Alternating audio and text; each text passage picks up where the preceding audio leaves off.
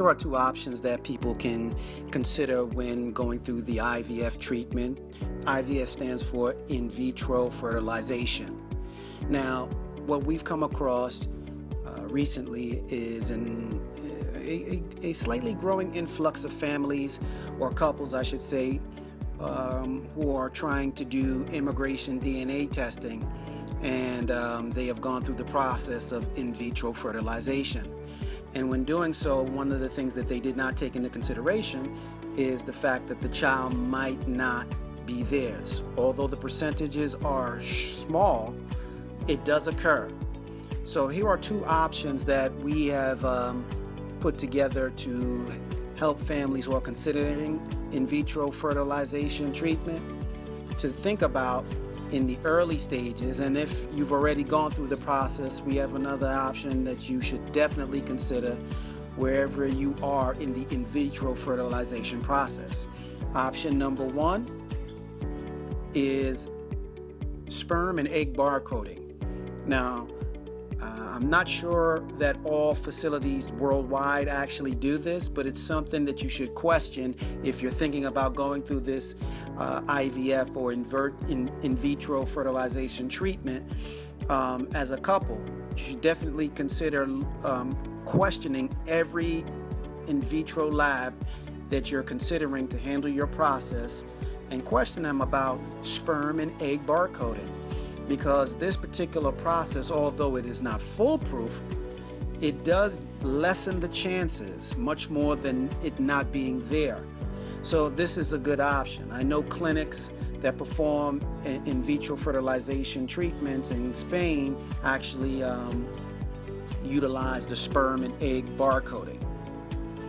The next actual option on the table for couples going through in vitro treatments are DNA testing. So in the event that the couple is able to conceive through the process of in vitro fertilization, a DNA test is strongly suggested here, because again, you just want to make sure that the child that you just gave birth to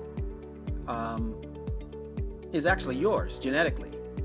And there are times where a mix-up can happen, and we are dealing with humans, and these labs are dealing with a high traffic volume of people who are doing the same thing as you, and you want to just make sure that the child is actually yours and has your genetics.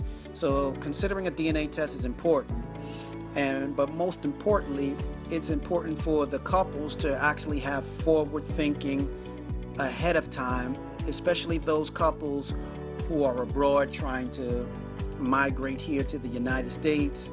It's extremely important that you consider the DNA testing process early, so this way you don't spend the time and the money trying to go through petitioning for a child, and then to find out when we do and perform the paternity test or the maternity test that you don't have a biological relationship, and it just sends a psychological disappointing wave throughout the family, from the parents to the children or the child.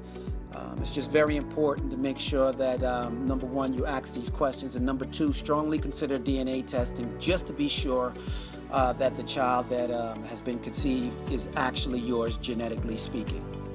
Okay, so if you have any questions about the process of performing DNA testing, please do not hesitate to contact IDTO and allow one of our DNA testing experts to assist you with this process. Our number where we can be reached at is 877-680-5800, or you can visit us online at immigrationdnatestonline.com. That's immigrationdnatestonline.com. Thank you and have a great day.